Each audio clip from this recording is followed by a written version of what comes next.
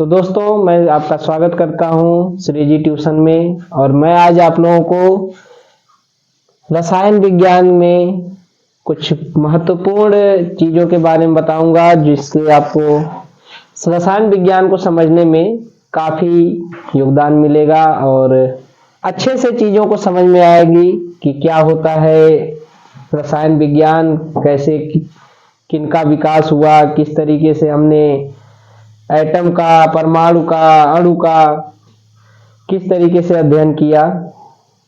चलिए शुरू करते हैं। तो सबसे पहले डाल्टन का परमाणु सिद्धांत हम लोग पढ़ेंगे।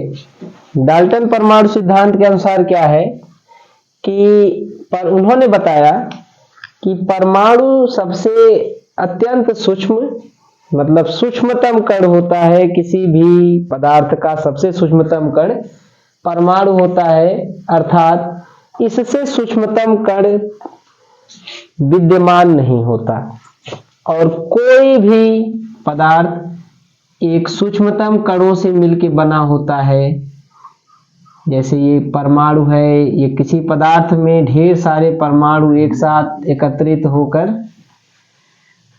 एक पदार्थ का निर्माण करते हैं। अब हम लोग इसी का अध्ययन करेंगे कि परमाणु सिद्धांत क्या है, डाल्टन ने क्या बताया परमाणु सिद्धांत के बारे में, और परमाणु के बारे में इन्होंने क्या क्या बताया, ये हम लोग चर्चा करेंगे अपने इस अध्याय में।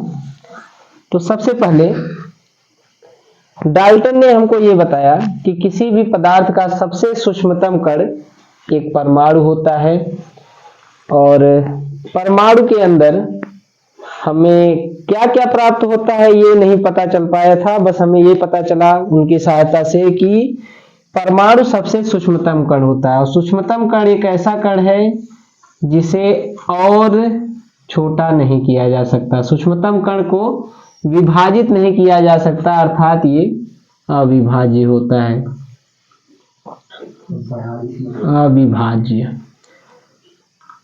अब इससे हमें यह पता चला कि सबसे सूक्ष्मतम इकाई है परमाणु, अर्थात किसी भी पदार्थ का एक पहचान एक परमाणु की सहायता से होता है। अब हम इसके बारे में आगे विस्तार से समझेंगे कि क्या है परमाणु सिद्धांत। इन्होंने परमाणु के बारे में क्या क्या बताया। जैसे एग्जाम्पल, सबसे पहला इन्होंने बताया कि परमाणु किसी पदार्थ का सबसे सूक्ष्मतम कण होता है।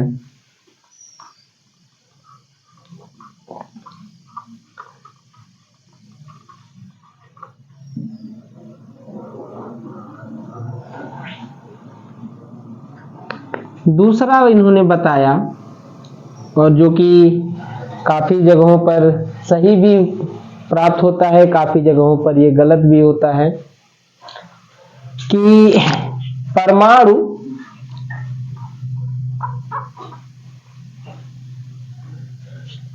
अपने भार के अनुसार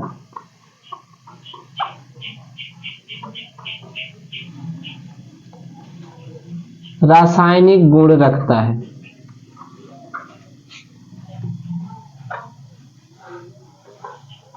अर्थात एक प्रकार के जितने भी परमाणु होंगे उनका परमाणु भार भी एक समान होगा, और अलग अलग प्रकार के परमाणु होंगे तो उनका परमाणु भार अलग अलग होगा। यह डाल्टन के अनुसार हमें मिला। अगला हमें क्या मिला कि अकॉर्डिंग टू डाल्टन परमाणु स्वतंत्र अवस्था में रह सकता है, जो कि सही नहीं है, परंतु उन्होंने ये बताया कि परमाणु स्वतंत्र अवस्था में रह सकता है।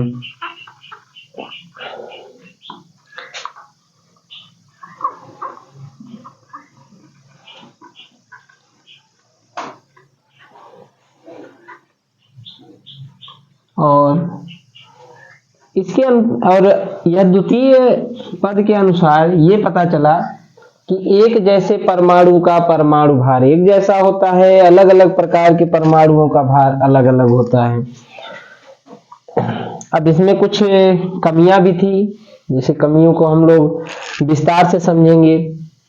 जैसे एग्जाम्पल के तौर पे कहा जाए, जो उनकी कमियां थी, जिसे परमाणु सिद्धांत की कमी कहेंगे हम लोग, ड्रॉबैक। ड्रॉबैक का मतलब कमी, जो इनकी कमियां थी।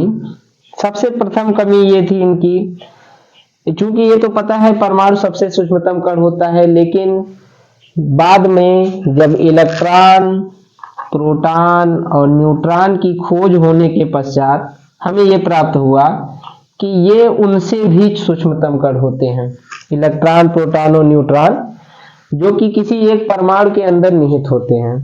यानी कि परमाणु सबसे सूक्ष्मतम कण नहीं होता है, जबकि परमाणु से भी सूक्ष्मतम कण होते हैं इलेक्ट्रॉन, प्रोटॉन और न्यूट्रॉन, जिन्हें एलिमेंट्री पार्टिकल्स बोला जाता है।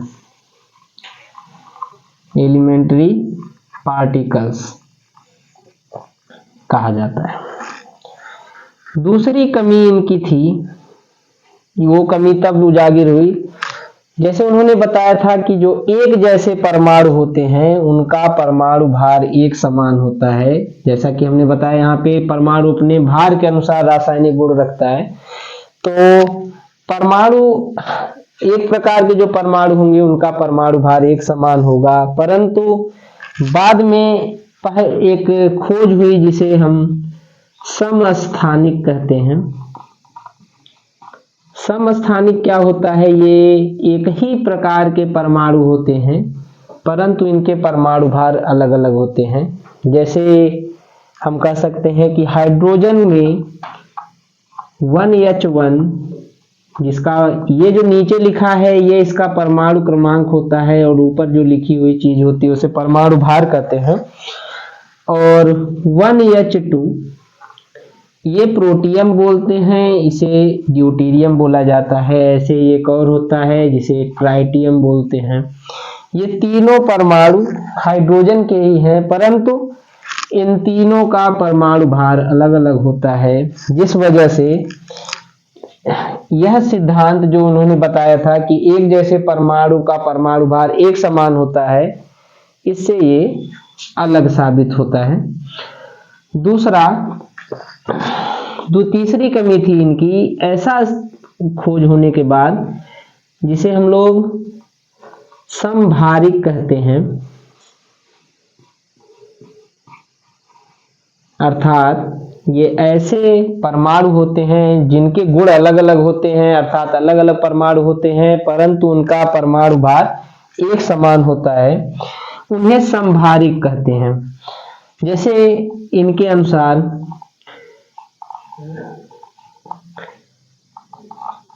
18 आर्गन 40 एंड 20 कैल्शियम 40, इन दोनों का परमाणु क्रमांक अलग है, अर्थात ये दोनों परमाणु ही अलग हैं। एक आर्गन है जो कि एक अक्रिय गैस है, और दूसरा कैल्शियम है जो कि एक धातु है।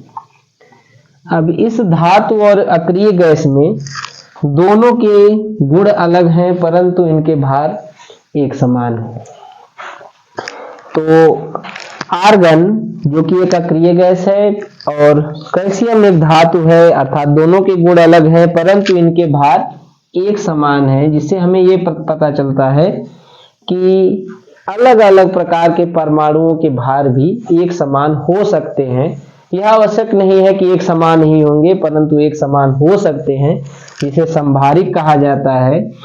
तो इससे हमको ये ज्ञात हुआ कि इनके जो ये सिद्धांत था, परमाणु भार के अनुसार अपना रासायनिक गुण रखता है, यह कमी महसूस हुई।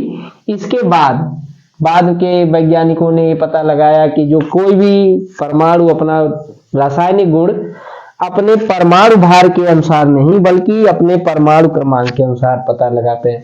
लेकिन उस समय परमाणु भार और परमाणु क्रमांक में परमाणु भार की ही खोज हो पाई थी, परमाणु क्रमांक की खोज नहीं हो पाई थी, क्योंकि उस समय इलेक्ट्रॉन, प्रोटॉन और न्यूट्रॉन की खोज नहीं हुई थी। अगर प्रोटॉन की खोज हो चुकी होती तो प्रोटॉनों की संख्या को ही परमाणु क्रमांक कहते हैं, और इसी के अनुसार कोई भी पदार्थ अपना रासायनिक गुण रखता है। अगला पॉइंट हमारा है जो इन्होंने बताया था कि परमाणु स्वतंत्र अवस्था में रह सकता है। यह बात भले से आपको ऐसा लगेगा कि परमाणु स्वतंत्र अवस्था में क्यों नहीं रह सकता है। परमाणु स्वतंत्र अवस्था में इसलिए नहीं रह सकता है क्योंकि यह अपने जितने भी परमाणु होते हैं, अक्रिय गैसों को छोड़ करके जितने भी परमाणु होते हैं वो अस्थायी होते हैं। अर्थात यह हम जब पढ़ाएंगे आप लोगों को इलेक्ट्रॉन के बारे में तो आप लोगों को अच्छे से जानकारी होगी इसकी। तो जो इलेक्ट्रॉन के बारे में है कि ये इलेक्ट्रॉन कितनी मात्रा में होगा या कितने किसी अंतिम कोश में कितने इलेक्ट्रॉन होंगे, उस हिसाब से वह अपने स्थायित्व को प्राप्त करता है।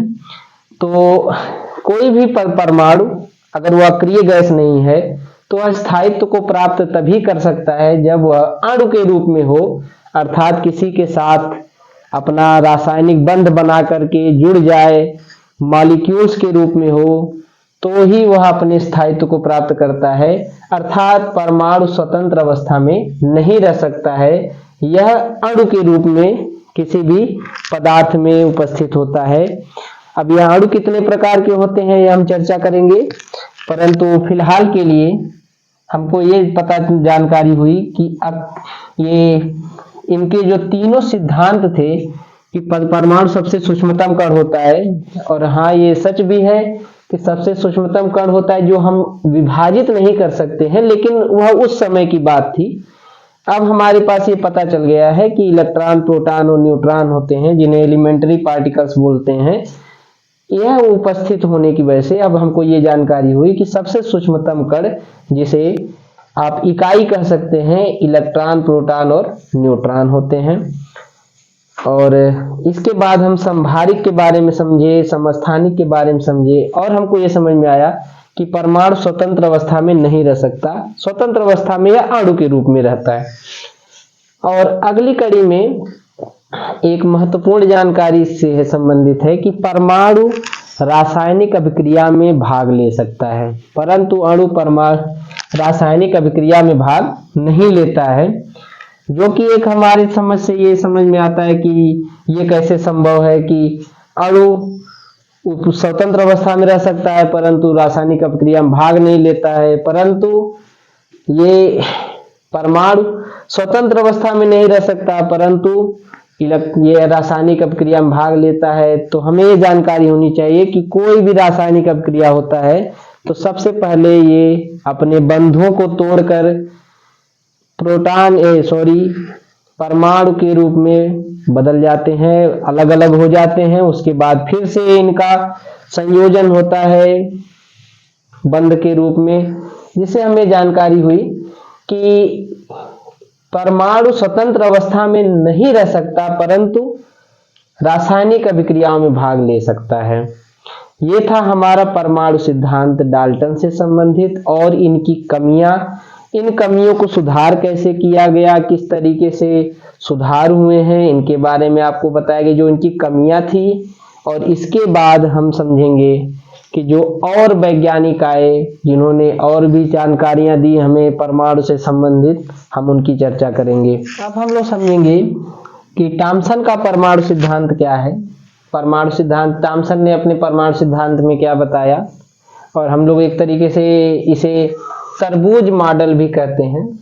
तरबूज मॉडल वो ऐसा इसलिए कहा जाता है कि यह एक तरबूज में जिस तरीके से बीज लगे होते हैं उसी तरीके से इसको दर्शाया गया है यहाँ पे, इसलिए इसे तरबूज मॉडल भी कहते हैं। और इनके अनुसार क्या बताया गया कि कोई भी परमाणु में ये इलेक्ट्रॉन, प्रोटॉन जो भी है, जिसे हम लोग धनायन और ऋणायन कह सकते हैं, यह बीजों की तरह, जिसको बीन्स कहते हैं इंग्लिश में, बीजों की तरह इसमें धसे हुए होते हैं। जैसे किसी तरबूज में बीज धसे होते हैं ढेर सारे, उसी तरीके से किसी परमाणु में ये इलेक्ट्रॉन और प्रोटॉन या धन आवेश और ऋण आवेश इस तरीके से बीज की तरह धसे हुए होते हैं, जो कि इनका पूर्णतः कह सकते हैं हम लोग कि इनकी सोच थी केवल, जिसे हम लोग कह सकते हैं इमेजिनरी है। ये पूरी तरीके से आभासी मॉडल है जिसमें इन्होंने केवल अपने सिद्धांत को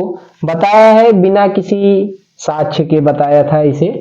इसीलिए इसे हाइपोथेसिस कहा जाता है। हाइपोथेसिस का मतलब ऐसी चीजें जो केवल कल्पना में होती हैं, हकीकत में हम उनका प्रैक्टिकल्स नहीं करते हैं, तो उसे हाइपोथेसिस कहेंगे। तो ये थॉमसन का एक हाइपोथेसिस था जिसमें तरबूज मॉडल कहा जाता है। और तरबूज मॉडल में इन्होंने बताया कि परमाणु में कोई भी इलेक्ट्रॉन या कोई भी ऋण आवेश या धन आवेश एक बीज की तरह धंसे हुए होते हैं इनके अंदर, और ढेर सारे बीज होते हैं। चूंकि आपको पता है कि किसी तरबूज में ढेर सारे बीज होते हैं, तो उसी तरीके से ढेर सारे धनायन और ढेर सारे ऋणायन परमाणु में उपस्थित होते हैं। इसके बाद हम कल जो है सोचेंगे अब इनकी कमियां क्या थी। कमियां ये थी कि इलेक्ट्रॉन, प्रोटॉन और न्यूट्रॉन में अगर ये बीज की तरह धंसे हुए हैं तो इनका जो अपना स्थान है यह किस तरीके से निश्चित होता है। हम कैसे बता सकते हैं कि परमाणु का वास्तविक संरचना क्या होती है, कोई भी प्रोटॉन कहाँ पर स्थित होगा, कोई भी इलेक्ट्रॉन कहाँ पर स्थित होगा, इसकी जानकारी हमें इस परमाणु सिद्धांत से प्राप्त नहीं होती है। तो ये इसकी कमी थी कि ये परमाणु सिद्धांत से हमें ये जानकारी प्राप्त नहीं होती है। इसके बाद अगला परमाणु सिद्धांत पढ़ेंगे जिसे रदरफोर्ड का परमाणु सिद्धांत कहते हैं।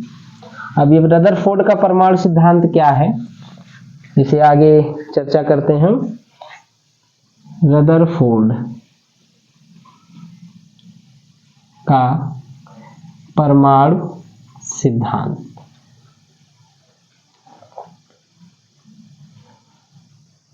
तो रदरफोर्ड ने परमाणु सिद्धांत देने से पहले अपना एक प्रयोग किया था, जिससे उन्होंने क्या किया था, एक स्वर्ण की पतली पन्नी, और स्वर्ण का उपयोग क्यों किया जाता है, क्योंकि इसे बहुत ही पतले महीन पन्नी के रूप में बनाया जा सकता है, इसलिए हमने स्वर्ण का उपयोग किया। तो स्वर्ण का उन्होंने प्रयोग किया और इस पे अल्फा कणों की बमबार्डिंग कर दी, अल्फा किरणों की। ये अल्फा किरण क्या होते हैं, ये हीलियम का नाभिक होता है, इसे 2He4+2+ कहा जाता है।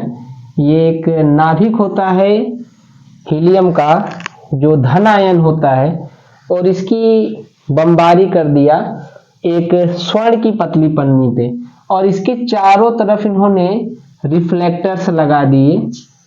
और ये रिफ्लेक्टर्स क्या किए, जब इस पे ये पड़ा तो कुछ रेज, यानी बहुत ही ज्यादा रेज, कुछ रेज नहीं बल्कि बहुत ही ज्यादा रेज यहां सीधे निकल गई और यहां पर प्राप्त हुई।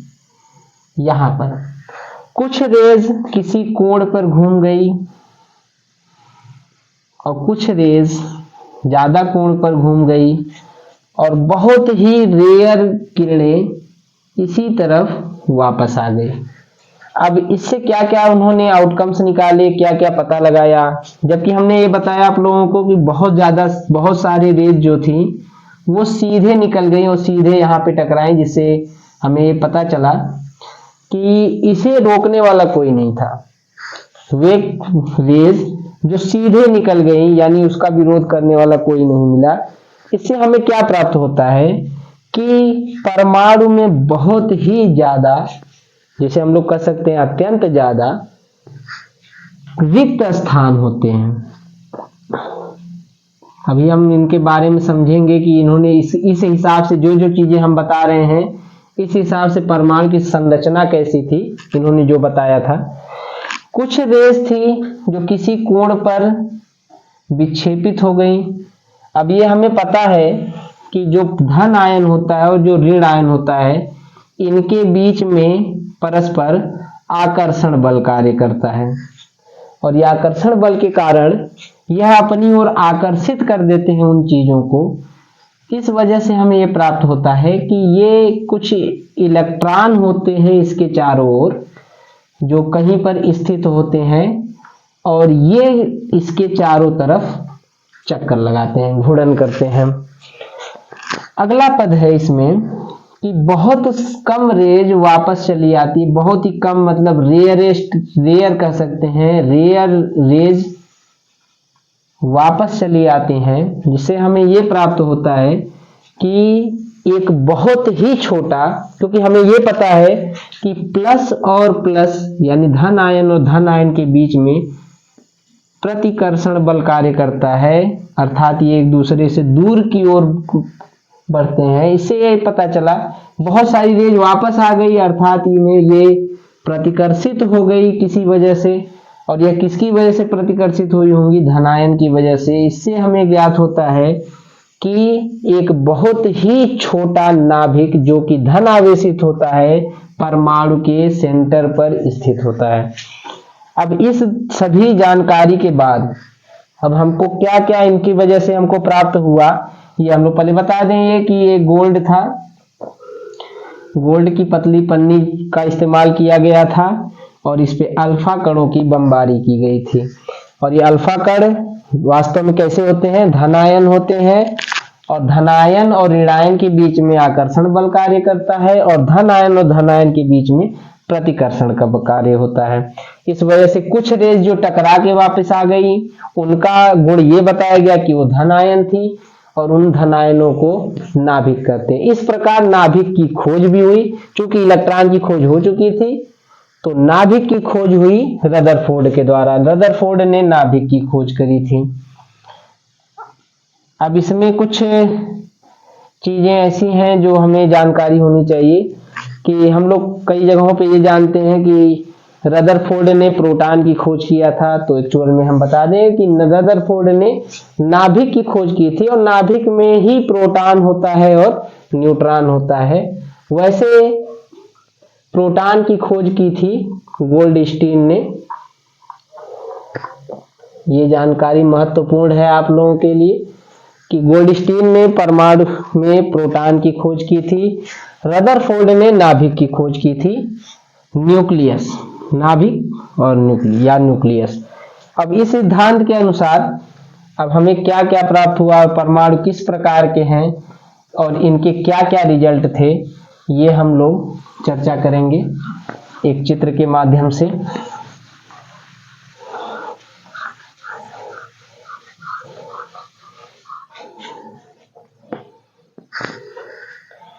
सबसे पहला पद इन्होंने ये पता लगाया कि परमाणु में बहुत ज्यादा रिक्त स्थान होता है।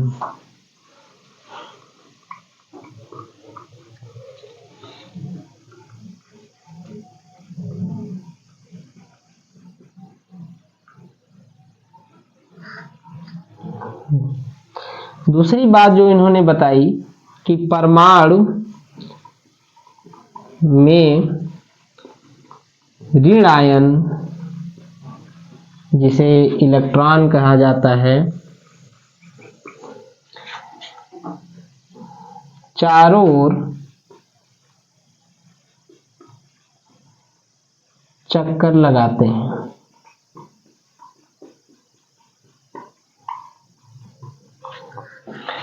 तीसरी बात जो इन्होंने बताई आप लोगों को कि परमाणु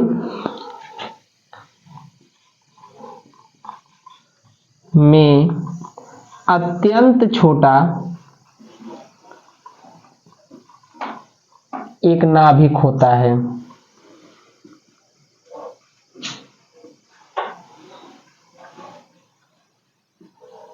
और अगर हम लोग तुलना करें नाभिक की एक परमाणु के साथ, तो अगर हम कहें कि एक प्लेग्राउंड, किसी फुटबॉल के मैदान का प्लेग्राउंड है, और अगर हम उसको एक परमाणु की तरह के तरीके से अगर तुलना करते हैं, तो फुटबॉल हमारा नाभिक के आकार का होगा। यह तुलनात्मक विचार है, क्योंकि इतना बड़ा परमाणु हो नहीं सकता है। लेकिन अगर हम एक तुलना करते हैं कि अगर एक फुटबॉल का मैदान है जो कि अगर परमाणु की तरह है, तो उसका एक फुटबॉल जो सेंटर पे रखा हुआ है वह नाभिक की तरह बिहेव करेगा। अब इसकी सहायता से हम लोग परमाणु के बारे में संरचना बनाते हैं यहाँ पे कि परमाणु में एक अत्यंत छोटा नाभिक होता है, और नाभिक में क्या क्या विद्यमान होता है ये हमें अभी जानकारी नहीं है। अब हमको बस ये जानकारी है कि इसके अंदर धनावेश होता है और इलेक्ट्रॉन इनके चारों ओर चक्कर लगाते हैं। ये इलेक्ट्रॉन है जो इसके चारों ओर चक्कर लगाते हैं, और यह निरंतर चक्कर लगाते रहते हैं। अब कैसे लगाते हैं, ये इनकी कमियां थी, कुछ कमियां थी जिनके बारे में हम आपको बताएंगे। पहले तो हम ये जान लेते हैं, ये चीजें आप विस्तार से नोट कर सकते हैं कि रदरफोर्ड ने क्या बताया आप लोगों को।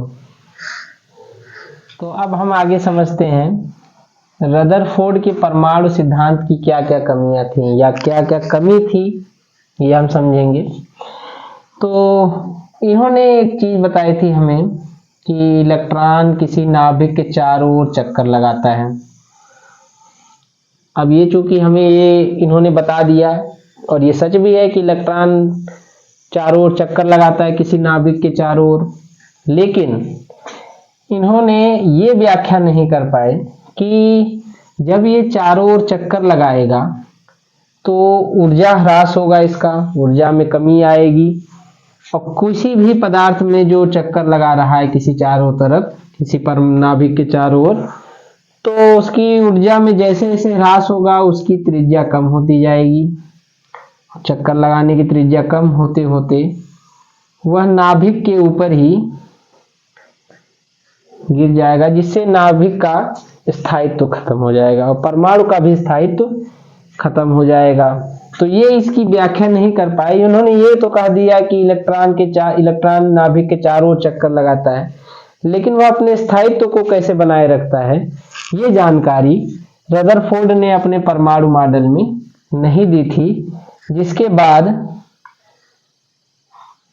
क्योंकि ये सच बात थी कि ये नाभिक के चारों ओर चक्कर लगाता है और इनकी ये बस ये कमी थी कि ये स्थायित्व की व्याख्या नहीं कर पाए थे, किसी परमाणु के स्थायित्व की व्याख्या, कि अगर नाभिक के चारों इलेक्ट्रॉन चक्कर लगा रहा है तो कभी न कभी ऐसा होगा कि उसकी त्रिज्या कम होती जाएगी और कम होते होते वह इलेक्ट्रॉन जो है नाभिक के ऊपर ही गिर जाएगा, जिससे नाभिक का स्थायित्व खत्म हो जाएगा। तो ये इनकी कमी थी कि यह ना परमाणु के स्थायित्व की व्याख्या नहीं कर पाए थे, परमाणु के स्थायित्व की व्याख्या नहीं कर पाए थे।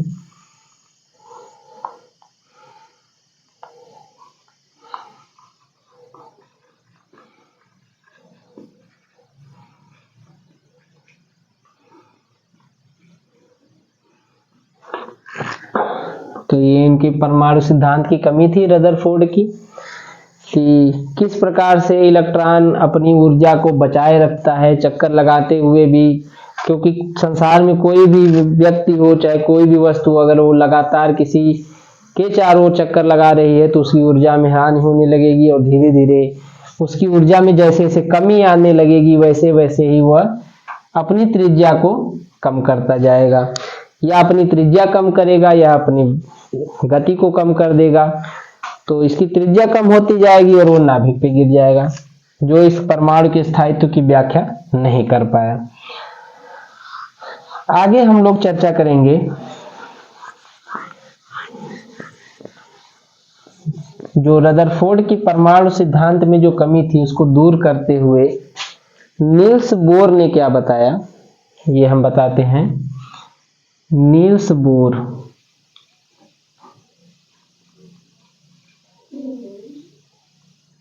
की परमाणु सिद्धांत, नील्स बोर का परमाणु सिद्धांत,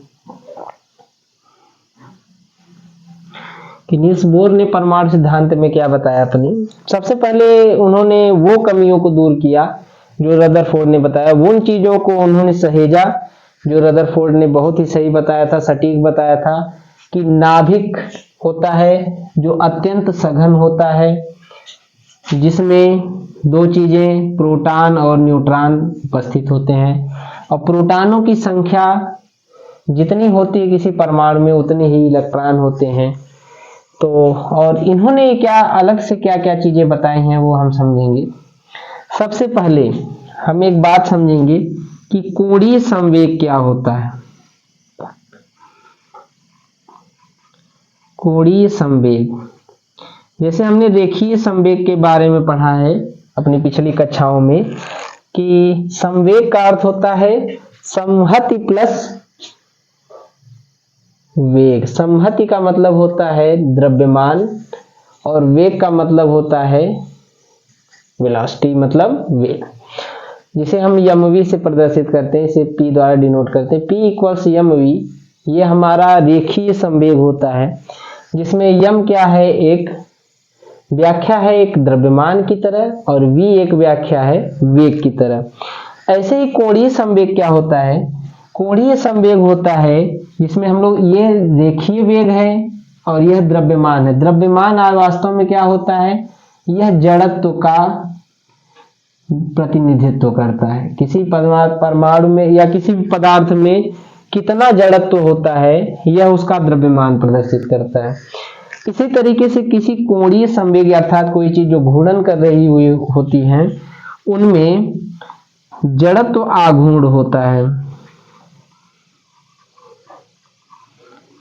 जिसे I से प्रदर्शित करते हैं, और I इक्वल्स हमारे होते हैं m इंटू आर स्क्वायर।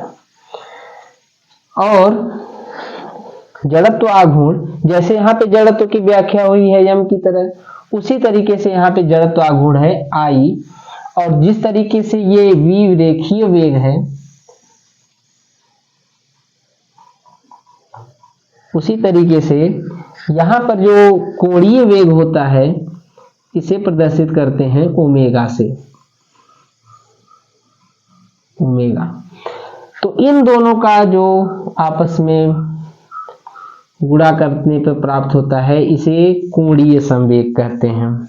अब ये कोणीय संवेग I और ओमेगा, ये इसे हम लोग एक तरीके से इस तरीके से भी प्रदर्शित कर सकते हैं, mvr, अर्थात मास इंटू वेलोसिटी इंटू, यह रेडियस है जिस त्रिज्या के अंतर्गत वह गति करता है, उसकी त्रिज्या है r, उसकी वेग है v और मास है m। और यह निश्चित होता है किसी भी इलेक्ट्रॉन के लिए, और वह होता है nh/2π। अब ये nh/2π क्या है, ये n क्या है, तो यह n वह कोष प्रदर्शित करता है, इसे मुख्य क्वांटम संख्या भी कहते हैं। यह प्रदर्शित करता है वह किस कोष में है। अगर वह प्रथम कोष में है तो n बराबर 1 हो जाएगा, जिसे हम लोग k से प्रदर्शित करते हैं कि प्रथम कोष को k से प्रदर्शित करेंगे, द्वितीय कोष को l से प्रदर्शित करेंगे, तो n बराबर 1 होता है k के लिए। उसी तरीके से l होता है जिसमें n का मान 2 होता है, तो यह एक स्थिर होता है, अर्थात इसका मान परिवर्तित नहीं होता है। h क्या है, h एक नियतांक है जिसे प्लांक नियतांक कहते हैं। अब चूंकि नियतांक है तो इसका मान परिवर्तित नहीं होता है, तो किसी भी इलेक्ट्रॉन का किसी कक्षा में कोणीय संवेग स्थिर होता है, और कोई भी पदार्थ या कोई भी चीज जिसका कोणीय संवेग स्थिर होता है या परिवर्तित नहीं होता है, उसकी ऊर्जा भी संरक्षित होती है। अर्थात यह जिन कक्षाओं में चक्कर लगाता है उनकी ऊर्जा नियत होती है, जिन कक्षाओं में चक्कर लगाता है उनकी ऊर्जा निश्चित होती है, और वह उसी ऊर्जा स्तर में गति करता है। अर्थात जिन कक्षाओं में वो चक्कर लगाएगा उसकी ऊर्जा नियत होती है, निश्चित होती है, और उसमें कोई ह्रास नहीं होता है जब तक वह अपनी कक्षा को छोड़ करके उच्च कक्षाओं में नहीं जाता, तब तक उसकी ऊर्जा में कोई बिहान नहीं होती है। इससे हमें ये प्राप्त हुआ कि ये जो हम लोग पढ़ते थे रदरफोर्ड में जो कमी पढ़े कि ऊर्जा का ह्रास होगा और वह नाभिक पर गिर जाएगा, यह कमी का यहाँ से निस्तारण हुआ कि किसी भी कक्षा की ऊर्जा नियत होती है और उसका कोणीय संवेग निश्चित है, अर्थात वेग और त्रिज्या की जो गुणनफल है वो निश्चित होता है, जो बराबर होता है nh/2π। अब हमने ये भी बताया है कि h एक प्लांक नियतांक है जिसका मान भी होता है 6.6 इंटू 10⁻⁻34 जूल सेकेंड। तो इसका मान भी निश्चित है, पाई हमें पता है एक नियतांक है, 2 भी एक नियतांक है। तो और n किसी एक कक्षा के लिए नियतांक होता है, जैसे k के लिए 1 होता है, l के लिए 2 होता है। और ये n मुख्य क्वांटम संख्या वही कक्षाएं हैं जहां पे इलेक्ट्रॉन के पाने की संभावना बहुत ही ज्यादा होती है।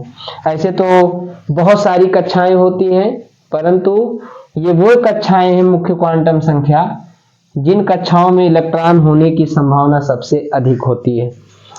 अब इससे इनको ये पता चला, नील्स बोर के परमाणु सिद्धांत से ये कमी दूर हुई कि क्या एक परमाणु में जो इलेक्ट्रॉन है वह अपनी ऊर्जा का हानि करता है या ह्रास करता है या नहीं करता है, और नहीं करता है तो क्यों करता है, क्योंकि उनका कोणीय संवेग स्थिर होता है और जिन कक्षाओं में चक्कर लगाते हैं उनकी ऊर्जा निश्चित होती है। अगर वो उसके ऊपर जाते हैं यानी अपनी ऊर्जा और प्राप्त करके उच्च कक्षाओं में जाते हैं तब उनकी ऊर्जाओं में कमी आती है या अंतर आता है। तो इस सहायता से हमें ये बस याद हुआ कि इलेक्ट्रॉन ऊर्जा हानि नहीं करता अपनी।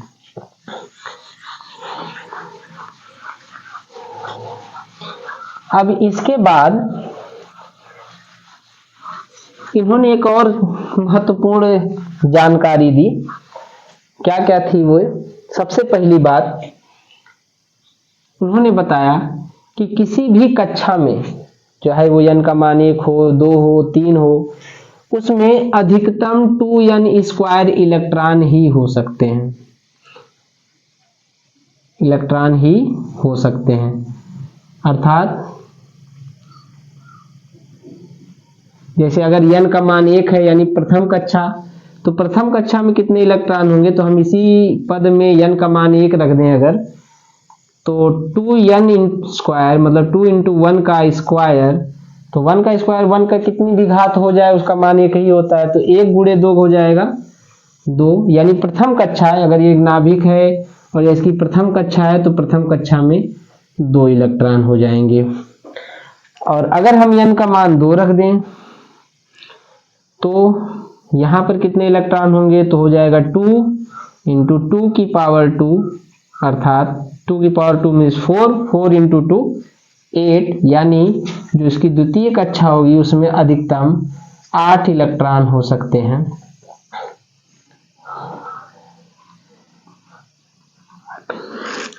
ऐसे ही अगर हम n का मान 3 रख देंगे यानी तृतीय कक्षा में कितने इलेक्ट्रॉन हो सकते हैं, तो उसके लिए हो जाएगा 2 × 3⁻2 अर्थात 3 दूनी 3 त्रिके 9 और 9 दूनी 18 हो जाएगा। अर्थात जो इसकी तीसरी कक्षा है उसमें अधिकतम 18 इलेक्ट्रॉन हो सकते हैं।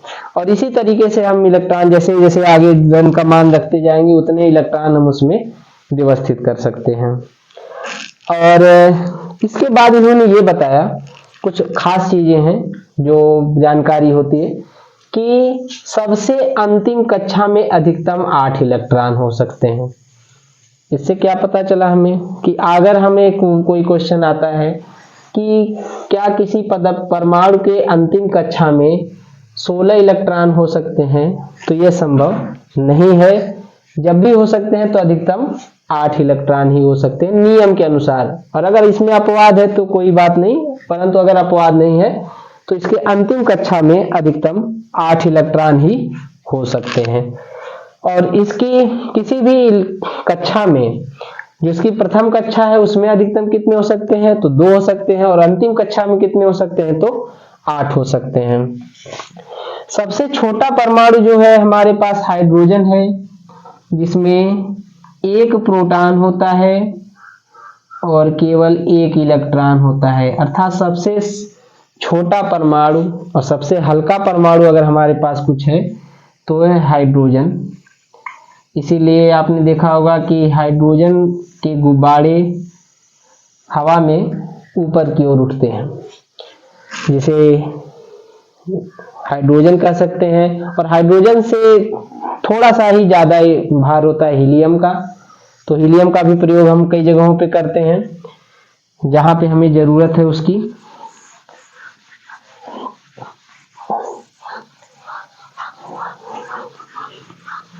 आगे हम लोग पढ़ेंगे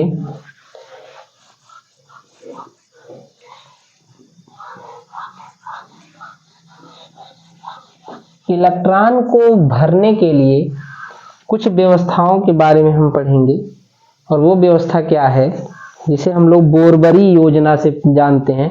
बोरबरी किसी वैज्ञानिक का नाम नहीं है, बोरबरी वैज्ञानिक का ही नाम है, तो पर आप बाऊ किसी वैज्ञानिक का नाम नहीं है। तो बोरबरी के अनुसार जो उन्होंने बताया कि किसी भी अंतिम कक्षा में कितने इलेक्ट्रॉन हो सकते थे, उन्होंने बताया आप लोगों को कि 8 इलेक्ट्रॉन हो सकते हैं, और न्यूनतम जो है पहली कक्षा में अधिकतम कितने इलेक्ट्रॉन हो सकते हैं, तो अधिकतम 2 इलेक्ट्रॉन हो सकते हैं। अगर हम ये कहें कि पहली कक्षा ही अंतिम कक्षा है तो उसमें अधिकतम 2 ही इलेक्ट्रॉन हो सकते हैं। जैसे कह सकते हैं हम लोग कि हाइड्रोजन अगर माइनस चार्ज बन रहा है यानी H माइनस, तो इस पे अधिकतम 2 इलेक्ट्रॉन हो सकते हैं, इससे ज़्यादा इलेक्ट्रॉन इसमें उपस्थित नहीं हो सकते। तो आगे हम समझते हैं, जैसे बोरबरी योजना में 2n² इलेक्ट्रॉन्स होते हैं जो उन्होंने बताया, और अंतिम कक्षा में अधिकतम 8 इलेक्ट्रॉन हो सकते हैं, और प्रथम कक्षा में अधिकतम 2 इलेक्ट्रॉन हो सकते हैं। आगे हम लोग पढ़ेंगे आप-बाउस सिद्धांत। यह आप-बाउस सिद्धांत क्या है, जिसके अनुसार हम इलेक्ट्रॉनों को फिल करते हुए चलते हैं, जिसे हम अधिक गहराई से पढ़ेंगे। और सबसे पहले तो हम इसके लिए आप लोगों के लिए बना देते हैं आप-बाउ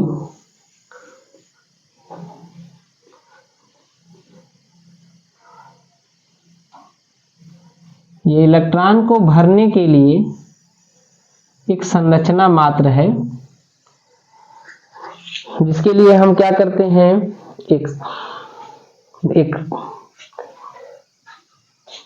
कक्षकों के बारे में हम बता देते हैं पहले थोड़ा सा, कि एक यस कक्षक होता है जिसमें 2 इलेक्ट्रॉन हो सकते हैं, अधिक से अधिक टी कक्षक होता है। कक्षक का हम ये मतलब समझ सकते हैं कि अगर हम किसी कक्षा को एक अपार्टमेंट मान लें, किसी कॉलोनी का अपार्टमेंट है अगर, तो उसके जो ब्लॉक्स होते हैं कि ए ब्लॉक है, बी ब्लॉक है, सी ब्लॉक है, उन्हें हम लोग कक्षक कह सकते हैं। और उन कक्षक में जो कमरे होते हैं वो इलेक्ट्रॉन को रहने के लिए होते हैं। किसमें कितने कक्षक होते हैं ये भी हम अभी आपको समझाएंगे।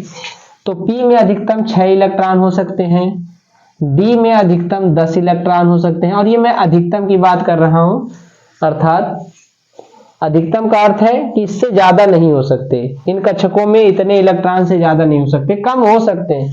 कम का मतलब 1 भी हो सकता है, 2 भी हो सकता है, और हो सकता है वो फिल ही ना हो, उसके पहले ही ये संपूर्ण हो जाए। और एक कक्षक होता है एफ कक्षक, जिसमें 14 इलेक्ट्रॉन्स होते हैं, मतलब इसमें 2 इलेक्ट्रॉन अधिक से अधिक, इसमें 6 इलेक्ट्रॉन, इसमें 10 इलेक्ट्रॉन, और इसमें 14 इलेक्ट्रॉन हो सकते हैं। अब इन कक्षकों के बारे में हम समझेंगे कि इस कक्षक में एक रूम है किसी इलेक्ट्रॉन के लिए, और इस कमरे में 2 इलेक्ट्रॉन, किसी भी कमरे में 2 ही इलेक्ट्रॉन रह सकते हैं। और सबसे बड़ी खास बात इन इलेक्ट्रॉनों की होती है कि इनके चक्रण की दिशा अलग होती है। जैसे अगर एक क्लॉकवाइज मूवमेंट कर रहा है तो दूसरा जो चक्कर करेगा वह एंटी क्लॉकवाइज करेगा। जो पी ब्लॉक होता है इसके 3 कमरे होते हैं, ये हो गया 2 हो गए इसमें, 2 इसमें, 2 इसमें। इसमें 10 होते हैं, अर्थात 2 इधर बढ़ जाए, 1 इधर बढ़ जाएगा, 1 इधर बढ़ जाएगा, और इसमें हो गए टोटल 10 इलेक्ट्रॉन, 2 + 2 + 2 + 2 + 2, और 2 कमरे इसमें और बढ़ गए। अगर दोनों तरफ या एक तरफ ये दोनों तरफ 1-1 कमरे बढ़ेंगे, अर्थात टोटल 2 कमरे बढ़ जाएंगे, 1 2 3 4 5 6 और एक और 7, तो ये हो जाएगा टोटल 14 इलेक्ट्रॉन हो जाएंगे। तो अब हम लोग जो है इसके बारे में पढ़ेंगे, और इसमें जो हम इसके आगे लिखते हैं, जैसे अगर मैंने 1s लिखा है तो अर्थात ये होता है पहली कक्षा, अगर 2s लिखा है तो अर्थात दूसरा कक्षा, 3 लिखा है तो तीसरी कक्षा, 4 लिखा है तो चौथी कक्षा। कक्षा मतलब ऑर्बिटल। तो हम इसे समझते हैं कि यह किस तरीके से इसे हमें बनाना है। तो सबसे पहले हम स्टार्ट करते हैं तो जो पहली कक्षा होती है n बराबर 1, इसमें केवल एक ही कक्षक होता है यस कक्षक। जो n बराबर 2 है अर्थात इसमें 2 कक्षक होते हैं 2s और इसका अगला वाला अर्थात s के बाद p वाला यानी 2p। जो तीसरा कक्षक है हमारे पास थर्ड वाला, इसमें हमारे पास 3 कक्षक होते हैं 3s 3p 3d। जो फोर्थ कक्षक है हमारा कक्षा है उसमें 4 कक्षक होते हैं 4s 4p 4d 4f। n बराबर 5 में भी ऐसे ही होता है, क्योंकि इससे ज़्यादा हमने अभी जानकारी ही नहीं ली है तो यहाँ तक हम लोग रखेंगे 5 है तो यहाँ पे हम लोग रखेंगे 5s 5p 5d 5f। और उसके बाद हमारे पास, क्योंकि हमें पता है कि जो हमारा एक पीरियोडिक टेबल पढ़ा है हमने जिसमें आवर्त सारणी, उसमें हमारे पास मैक्सिमम 118 ही परमाणु को उसमें रखा जा सकता है, तो इसलिए हमारे पास इतनी ही जरूरत है। तो जो हम जितना लिख रहे हैं बस हमको उतनी की ही जरूरत है, उसके आगे की नहीं। तो 6x 6p 6d ये f नहीं जाएगा। n = 7 के लिए 7s 7p और लास्ट में 8 तक भी नहीं जाता है। अब हमको क्या करना है, सबसे पहले ध्यान से समझिएगा कि क्या प्रक्रिया अपनाई गई है। पहले 1s है और 1s के बाद से यहाँ मैं एरो दिखा दे रहा हूँ ताकि ये पता चले कि यहाँ से ये कहाँ पर गया है। तो सबसे पहले 1s को फिल किया है हमने, तो यहाँ पे हम लिख देते हैं 1s के जस्ट बाद से 2s और हम देखते रहते हैं यहाँ पे कि 2s के बाद क्या है 2p है 3s है, तो हम क्रम से लिख देते हैं इसको 2s 2p 3s 3p 4s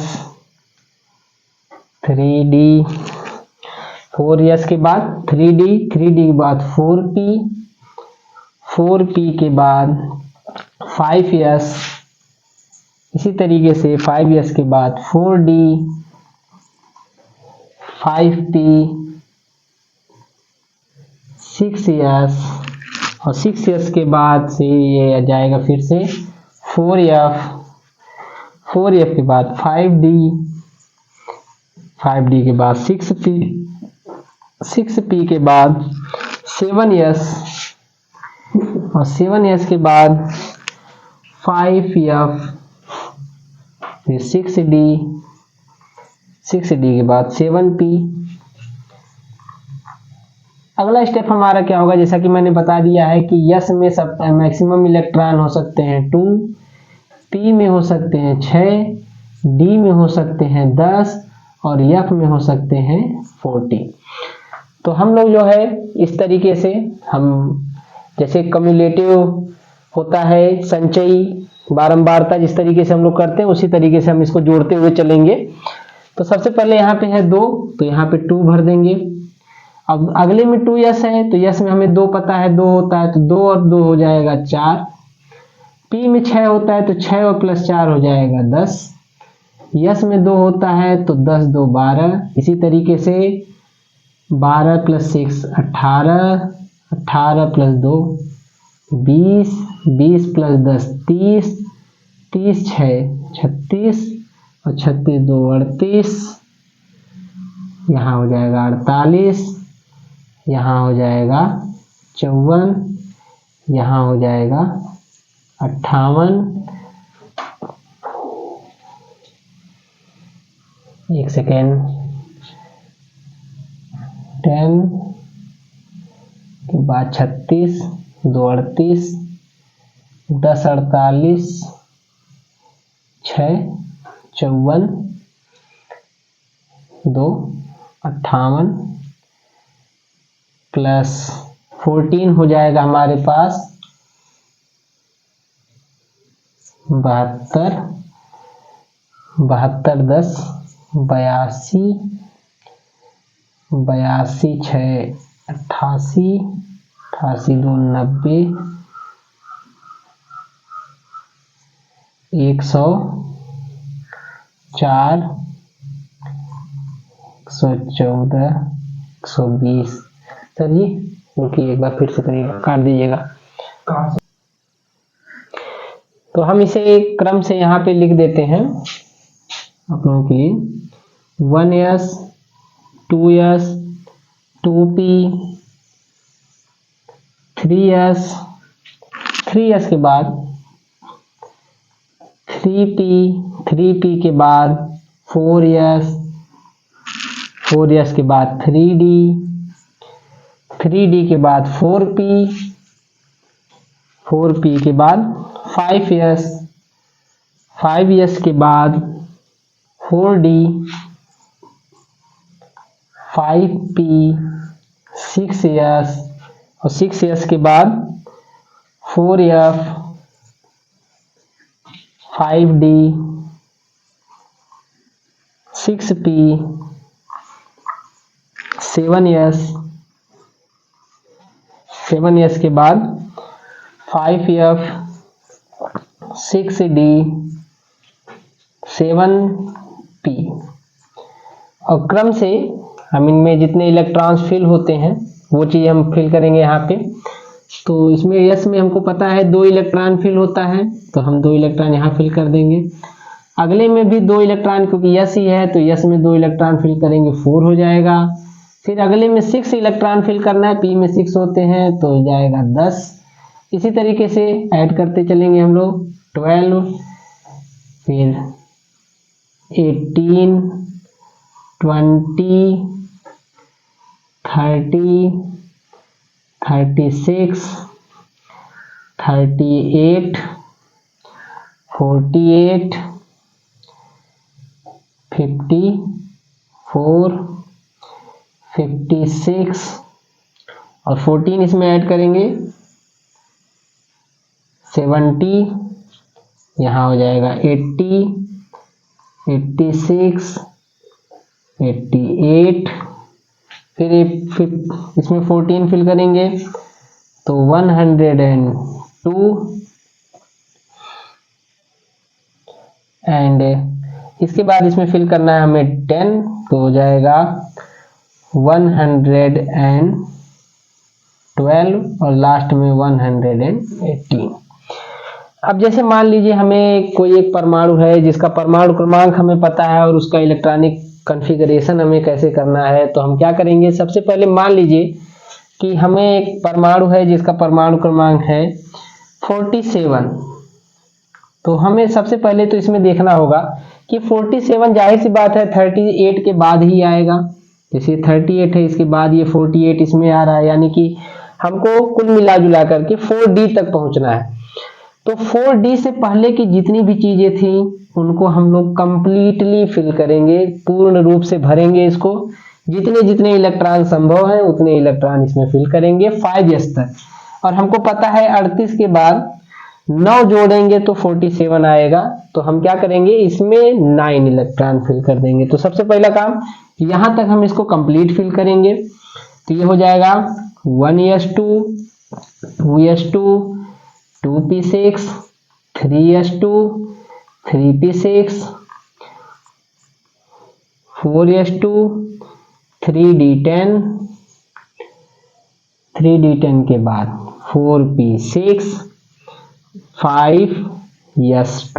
अब यहाँ के बाद 5s2 के बाद हमें 9 इलेक्ट्रॉन 4d में भरना है, तो हम लोग कर देंगे 4d 9। अब अगर हमें इस रूप में ना भर के अगर हमें साधारण रूप में भरना है इलेक्ट्रॉनिक कॉन्फ़िगरेशन, तो हम क्या करेंगे, इसके जो आगे अंक लिखे हुए हैं 1 लिखा है 2 लिखा है 3 लिखा है, इन सभी को हम लोग एक साथ व्यवस्थित कर लेंगे। तो अगर हम एक साथ व्यवस्थित करेंगे तो इसी को और क्या लिख सकते हैं, एक साथ कर देंगे तो 1 को एक साथ कर दिया, 2 को एक साथ कर दिया तो 2s2 2p6 हो गया।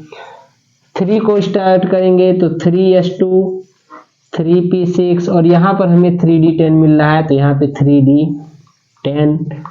इसके बाद हम 4 को करते हैं 4s2 4p6 जो यहाँ लिखा हुआ है, और लास्ट में है 4d9, ये भी 4 में ही है तो 4d9, और इसके बाद हमें प्राप्त होता है 5, तो 5s2। इस तरीके से लिख दिया हमने। अब हम इसमें जो एक के साथ जितने इलेक्ट्रॉन हैं उनको लिख देंगे। तो यहाँ पे s के बाद यहाँ पे एक ही 2 इलेक्ट्रॉन है तो यहाँ 2 इलेक्ट्रॉन फिल कर देंगे।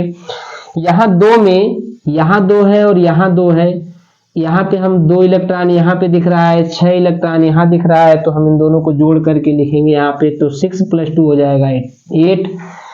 यहाँ पर हमें दिख रहा है 2 + 6 + 10, तो ये हो जाएगा हमारे पास 6 + 2 8 + 10 18।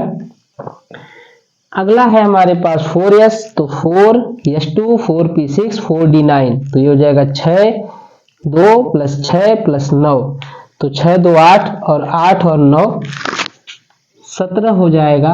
और अगला स्टेप में हमको सबसे आखिरी में प्राप्त हो रहा है 5s2, तो ये हो जाएगा 2। इस तरीके से ये 47 परमाणु क्रमांक वाले परमाणु का इलेक्ट्रॉनिक कॉन्फ़िगरेशन, जिसे इलेक्ट्रॉनिक विन्यास कहते हैं हिंदी में, ये हमें प्राप्त हुआ है। इसी तरीके से अगर आप लोग